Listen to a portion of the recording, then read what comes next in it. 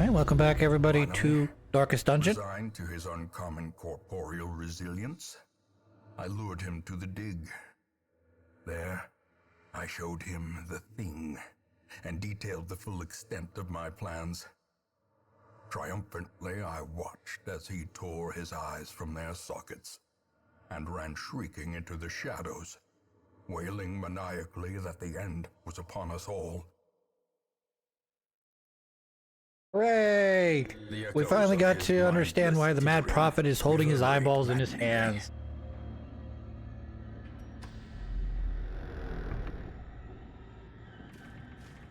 So we're going to head our way to the Mad Prophet, which, as I've explained before, the boss is always the farthest away from the starting door.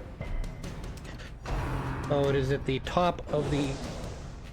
I guess this kind of looks like a...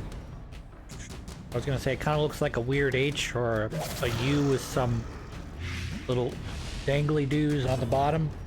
But yeah, farthest room. Count the number of rooms, that's where he's at, farthest away.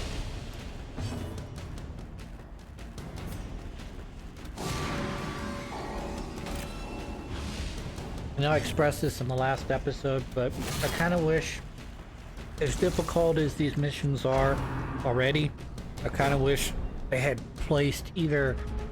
randomly placed the boss in the last section, or like each section were to increase a level 1 you're doing a short dungeon, level 2 you're doing a medium dungeon, level 3 you're doing a large dungeon. I understand why you don't do that, because you don't want the player, when he's first starting out, to have an impossible boss run, i.e. incapable of getting past the first version of the bosses. So you give them a bonfire for them to sleep at, and then you don't want to do the thing where somehow the player makes it all the way to the end boss and then they double buff themselves by sleeping at the bonfire twice.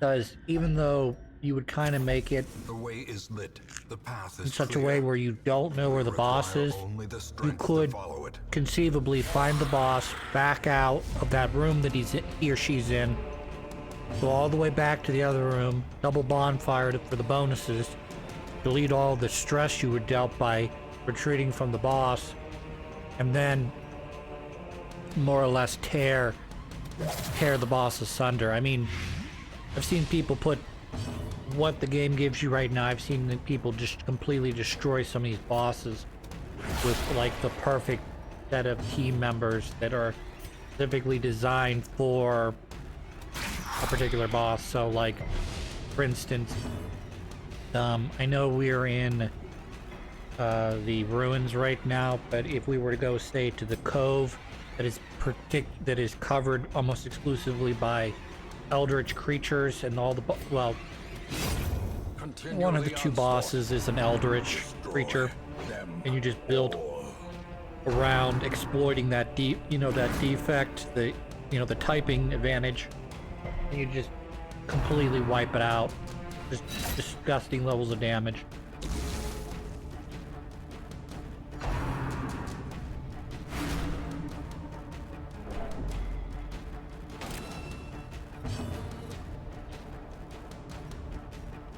Anyways. The ground quakes.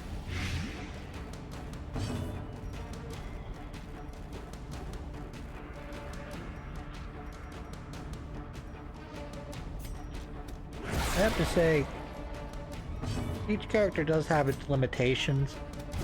Like, I don't know. The one that I saw in some of the guides is, or helpful tips, is like Leper. Leper is almost exclusively going to be a first or second row character. They're either going to be in the front or they're going to be directly behind the tank in the front. And you're not going to put the Leopard in slot 4 because I don't think he has the ability to do anything in slot 4 with any of his attacks. On its own. Alternatively, you know, the Arbalest is more or less a back, you know, a slot 4 character. You always want them farthest back. Well, they can operate in slots, I believe 3 definitely, 2 less so. I don't think they can operate really well in slot 1. They're just not designed for it. A decisive pummeling.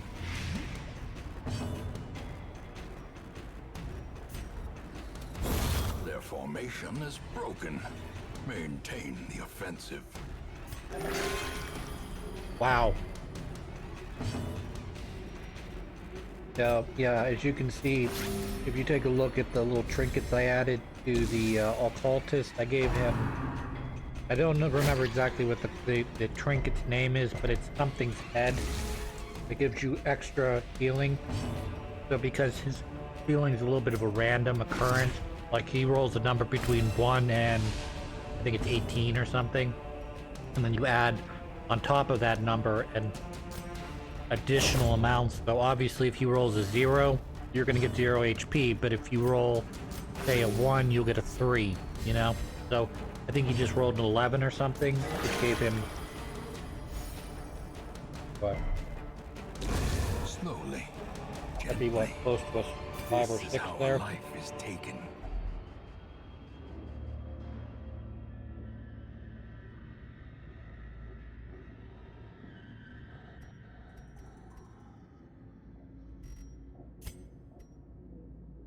Trying to figure out who I want to buff.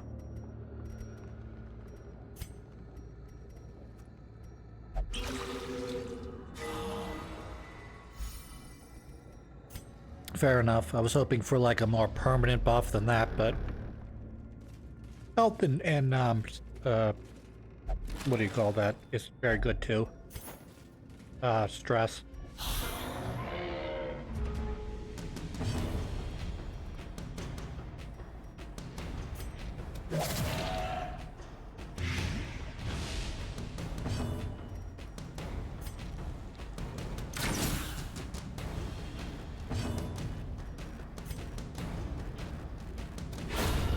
Annihilated.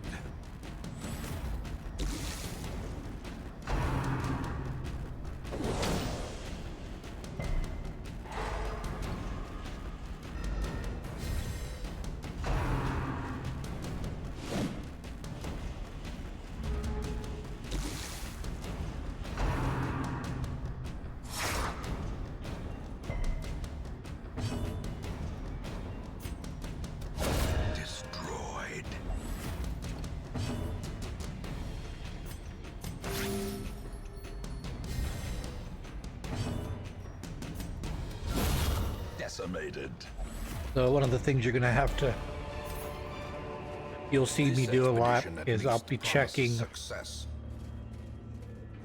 particularly if I've got someone that can do a status effect. I'm gonna be constantly checking to see how much bleed or how much poison they have on them, so that I can figure out whether or not it's worth attacking that character or not. So, you know, I'm checking 4 damage, you know, plus minus their current health. Probably not going to matter all that much. However, if they do attack immediately after I poison them, I might look in and go, okay, they're probably going to get 2 turns. So that's bad damage. It's big damage. You usually get 2 turns, so like if it's with the stressed lady, she's gonna probably have 8 damage dealt to her before turn for next, you know, before I get to attack again.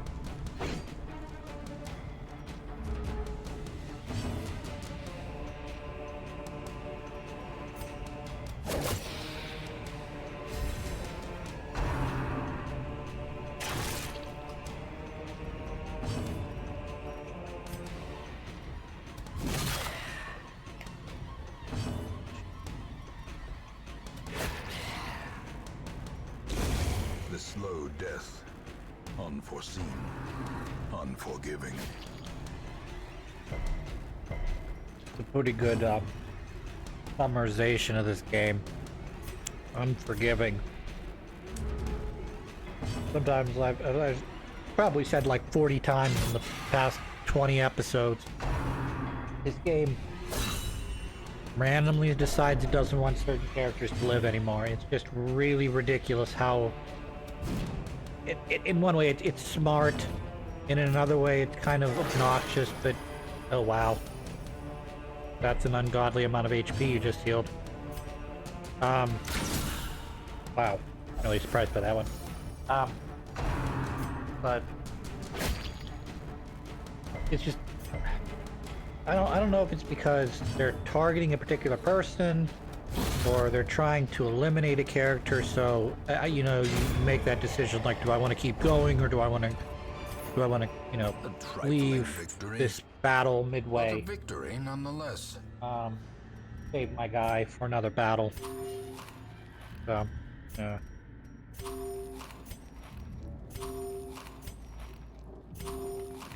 As I've said before, I like to use a wide range of characters. You'll see my more favorite characters tend to be like, well,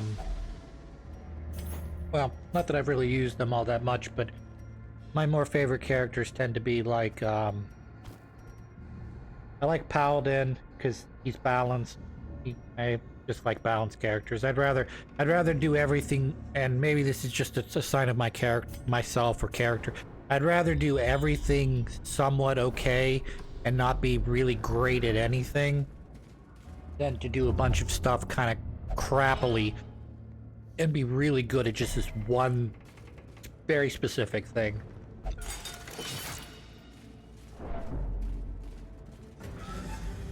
But that being said, Crusader does not do a bad job as a damage dealer. He does not do a bad job as a person who takes damage either.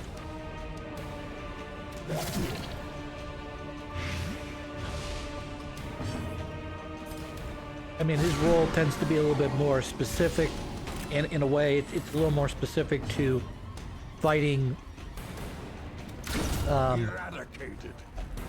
undead enemies, humans, beasts. Not so much Obliterated. bounty hunters designed to kill humans, and Grievous he's designed to kill eldritch creatures. So.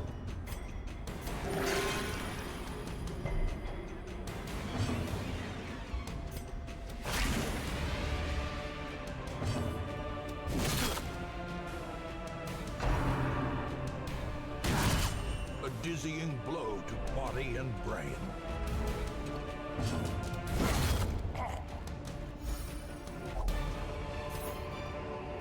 Seize this momentum. Push on to the task's end. Task then.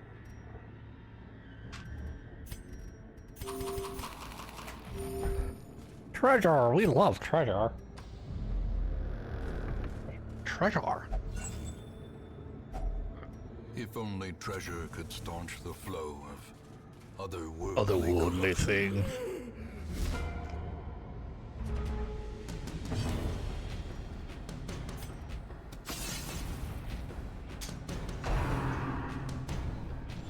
I'm glad I hit neither one of the stress dealers. The horror.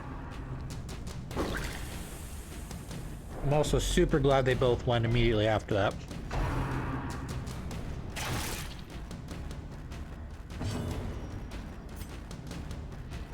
Now let's fix this.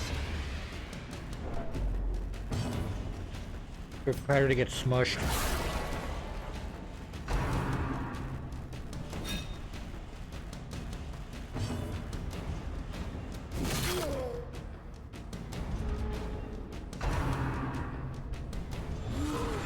You smell like farts. No, I didn't want him to know that I smelled like farts. The birthplace of dread.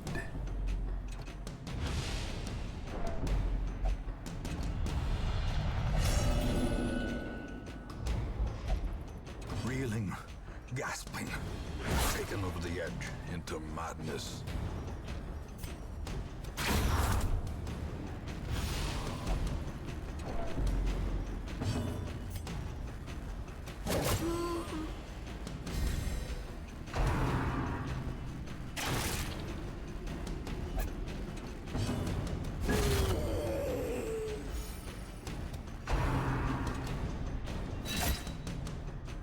Here's something you don't frequently see. If the character stresses out, i.e. they get to 100 stress, and you manage to take that character, usually using Jester, and you manage to reduce their stress down to 0, they will lose that stressed out quirk that they get. So like, selfish is one of them. So now we're going to do it, but if I could somehow get occultist stress all the way down to 0, he would lose not only the stress debuff, but everything else along with it. It's very difficult to do, as you can see, because he keeps stressing himself out. So he keeps adding more stress onto his character, so it's highly unlikely that you're going to be able to truly reverse the tide once it's set in. But I have done it in the past. I did it accidentally when I lit a book on fire. Basically, it's like a 50-50. It either gives you negative 100 stress or it gives you positive 100 stress, which in this case would send him straight to heart attack and probably kill him.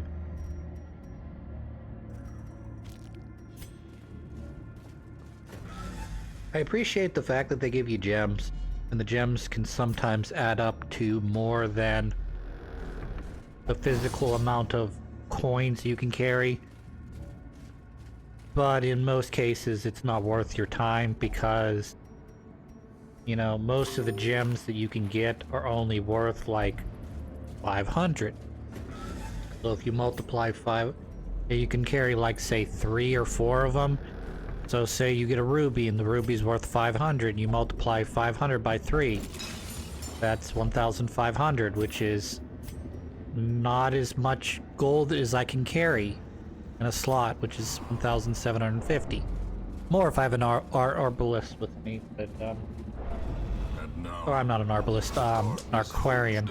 Sorry, the person who kind of sits back and does nothing. She's got her uses, I know, but her main use is just to sort of tag along and collect lots of gold. Alright, time for a boost. So we're gonna sit down, we're gonna chill out. He decides he doesn't want to chill, he doesn't want to have, he just wants more stress. Okay, fine, you're just gonna be Mr. Stressy Man. I could literally kill you right now if I wanted to. Just push you right over the top. Abandon hope. Oh yeah, good, I'm glad. Yeah, you didn't. I wasted some respite points just so you couldn't do anything. Thanks a lot, bitch. That'll prevent at least a nighttime incursion. I think you can pretty much count this occultist out. I think he's going to be dead here soon. It seems unlikely he'll get past the gibbering prophet with me. But we'll see. Never know. In these types of things, sometimes the character survives long enough that they don't die. Other times, stuff just sort of goes their way and they don't take any damage. So we'll have to see. Either way, I'm not stopping this run for him. He can fucking die. Now it must be carried home. As I've said before, if you really get invested in these characters, it's really not worth it. I'm not gonna lie. Behind the pews, spouting his mindless drivel. You're probably asking yourself, Chris, why did you bring Bounty Hunter with you? He can't reach the back rank, and he can't pull the Mad Prophet forward either.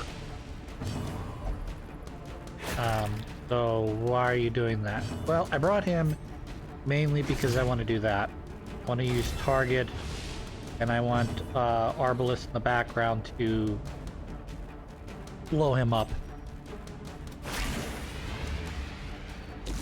I was testing to see if that could get rid of the mad prognostication thing he's got going. It cannot. So he's about to drop rocks on my head. Just fine. I'm using all cultists to heal. So that's what he's gonna do. He's gonna work on healing guys. 8's not great, but that's okay. Not terrible either. You've already targeted the guy in the back, so you can start working on taking out these pews. I don't really need the money, so I'm not really going to focus too heavily on him. Yeah, she also gets a bonus from target. So between those two, we're going to... Wow. That's a lot of damage. 50 damage is a ton of damage. I mean, you can get bigger numbers than 50 damage, but I don't get much bigger than that. Rubber of ruin.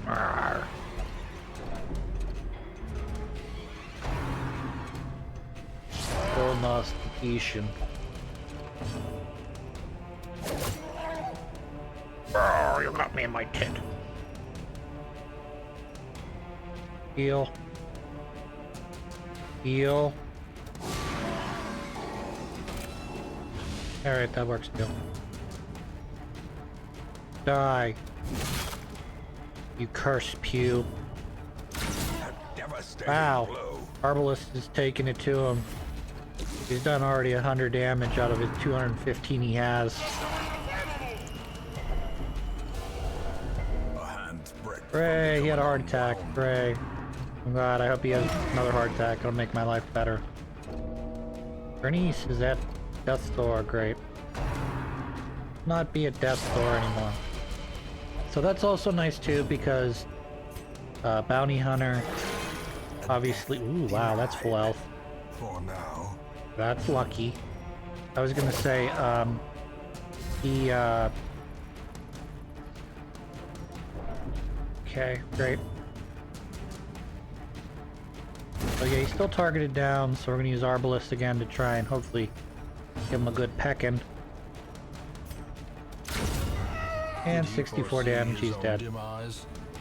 He basically, well, I wouldn't say soloed it. She needed the people to target them down, but Jeebus Christie, that was one hell of a damage-dealing, ridiculous fight. Yeah, we are just gonna grab these up because I'm basically grabbing up little artifacts that, you know, will give me like